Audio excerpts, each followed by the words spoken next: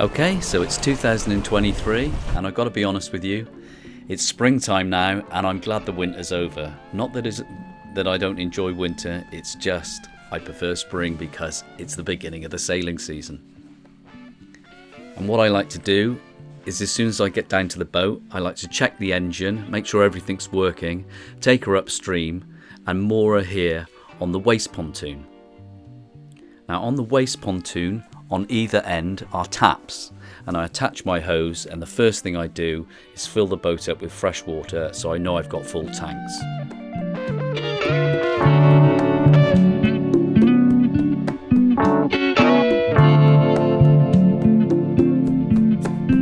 Okay, so it's 2023 and I've come down to the boat now. It's just April, so it's the beginning of the season, and I'm just going to take the boat out for a shakedown sail and head west from Dartmouth. Might pop off at Salcombe.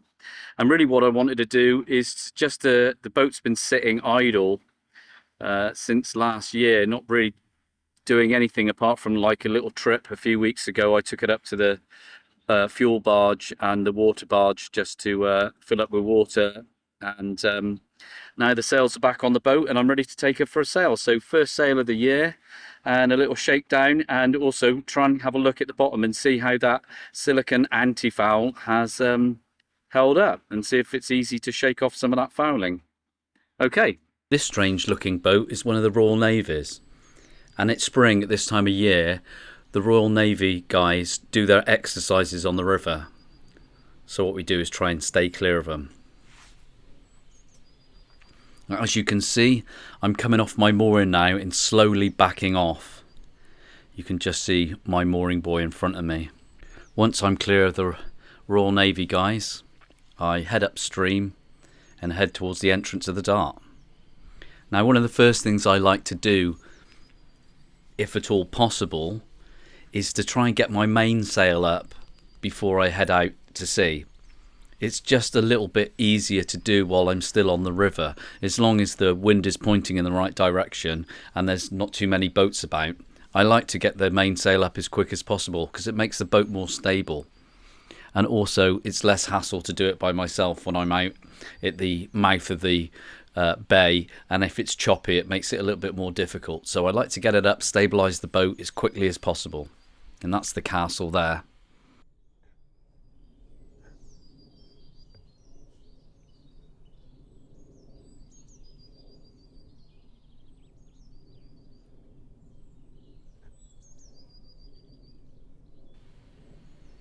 And once I get my mainsail up, next thing I do here is I'm just unfurling my genoa, and I like to get my genoa up, and then we're off and we're away and we're sailing. And I'm just passing Homestone there, which is a buoy at the entrance of the Dart, and I'm leaving that behind and leaving Dartmouth behind me and heading west. Okay, so I've managed to get the sails up and we're sailing. We're not going particularly very fast. We're going between sort of 2.5 and 4 knots, and the wind's between sort of 6 and 9 knots. But we are sailing, and it's a nice sunny day, and we're heading from Dartmouth west towards Salcombe, and it might take a little longer to get there, but we are sailing, so that's a plus. I haven't seen any dolphins yet. It would be nice to see some dolphins on the first sail, a bit of luck. But at the moment, touch wood, everything's working, and sun's out, so it's very enjoyable at the moment.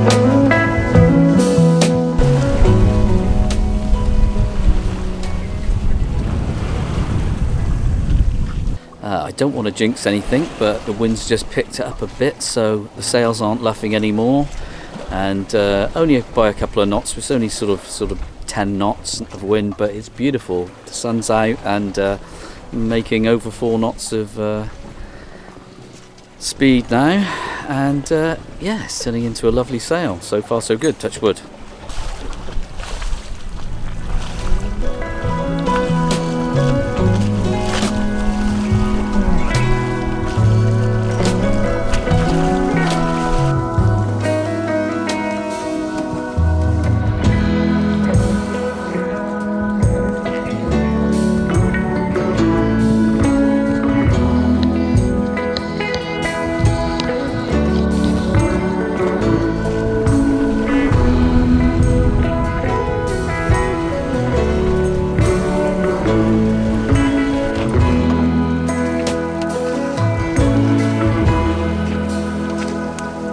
Well, I've managed to drop the hook in Salcombe. It's a beautiful day, people are on the beach, and the wind dropped off just about the last half hour or so, so I motored in. I had to sort of put the motor in to come into Salcombe anyway, so when the wind died I just put the engine on and motored in, and I've just dropped the anchor, and this is the bay. I'll just show you, this is where I'm anchored.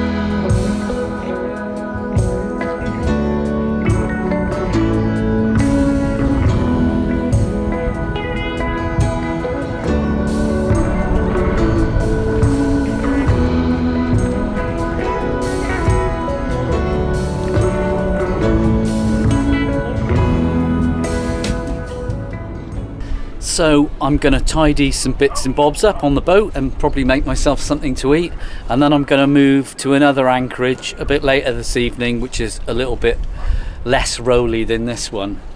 I've stopped at this one just because the water is usually quite clear here, so if I get a chance I'm going to have a look at the bottom and see if the journey over here has knocked any of the growth off the bottom, and also just to see how much is on there. I'd like to really dive on it, but it's a bit cold at the moment, but I'll see. I'm gonna get in the dinghy in a minute and have a look around and see what it's like. Okay, here we can see under the boat, obviously, and what I can see from here is that there is very soft algae on the underneath of the boat, and some of the paint is coming off the propeller too, and there seems to be a few small barnacles on the anodes and also a few on the hull. But the good news is that this stuff seems to just brush off very easily. If I just take a soft brush, it just seems to come off very easily. So it just means that I need to get into the water every now and again and brush the hull of the boat, and it should keep it pretty clean, which is good news. So I've just changed anchorages now, and I'm in what I think it's called Rockstone Anchorage or something like that. I'll have to check, but it's another anchorage in Salcombe, but it's not as rolly as the other one. As you can see, it is dead flat.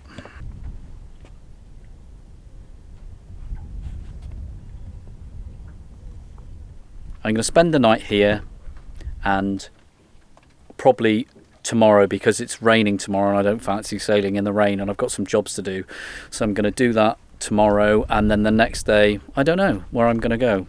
I might sail west, I might sail back to Dartmouth, not sure yet, but I have put some food on, so I'm going to check on that now. Okay, so the name of the anchorage is Saltstone. So if you want a flat place to anchor in when you go into Salcombe that's not very rolly, just ask the harbour guys where Saltstone is. And here, this is my dinner. It's just a little bit of salad and some hot wings that I marinated in a bag in my fridge overnight, and then I just chuck them in the oven, and that's my dinner for the day. Hot wings, love it. And this is one of the harbour guys approaching to collect my anchoring fee. Now, to anchor here or inside Salcombe Harbor limits, for my size boat, it cost me £10 a night, which is a pretty good deal, really. Although, if I don't use their amenities, I sometimes wonder that I should be paying for anchoring as I'm using my own tackle and I'm not using their amenities. But that's a conversation for another day, I think. Anyway, they're very friendly here and they will help you out with anything you want to know. They also run a taxi service, so you don't have to take your tender out if you want to, which will run you into town till about 11 at night or something like that, just when the pubs close, which is great. Also, with your £10 anchoring, they give you a code which is for the showers in Salcombe, which you can use if you want to get cleaned up, and that's a brand new thing. I haven't tried it out as yet, but it's meant to be brand new this year, so that's very nice as well, and you get the code on the receipt for your anchoring. So I'm leaving Salcombe now, and that's the fuel barge. Now, there was quite a bit of hectic weather coming out of Salcombe when I decided to leave. So what I did was I waited for a bit. I anchored in Starhole Bay and just had a cup of tea and relaxed for a bit, and then decided to head off back to Dartmouth. Now, the reason I decided to go that direction, go back to Dartmouth, was because I knew I'd have the wind behind me most of the day, and that would make a really pleasant sail. Also, I knew I had done the weather reports and there was going to be some heavy wind in the next couple of days, so I thought I'd just be safer on my mooring in Dartmouth. So I decided to head back there and not risk the high winds out at sea. On my way out of Salcombe, I saw this boat, which seems to be transporting something. I don't know, what is that? Put in the comments if you know what this is. I'm really interested to know what that boat is carrying. I thought it looked like some sort of wind turbine equipment or something like that. But if you know, please put in the comments what this boat is carrying, because I was fascinated by it. There, look. I don't know what that is.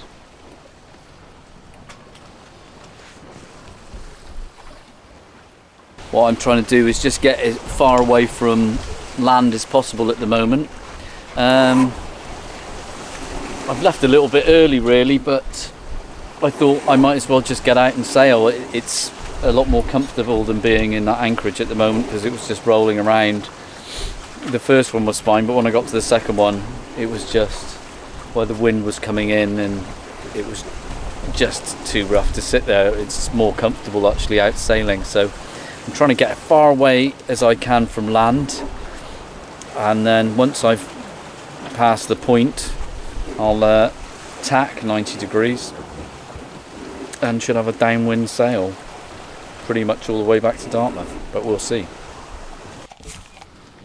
What a lovely sail I had back to Dartmouth. I really enjoyed this sail. It was downwind. I hadn't done any sort of completely downwind sailing on a broad reach for a while. The waves were coming from behind me, but they were just letting the boat surf down the waves, so I had the weather was nice. The wind was quite strong, but you don't feel it so much as when it's coming from behind you, because it doesn't power up the boat so much. But I got all the way back under sail, and yeah, what a second sail of the season, and really enjoyed it. It was really good fun. Unfortunately, I did break a block on the Vang, which doesn't seem to work very well anyway, but so when I got back to Dartmouth, I had to order a new one of those, but that's part of the joys of sailing. You know, things break and you have to fix them while you're sailing.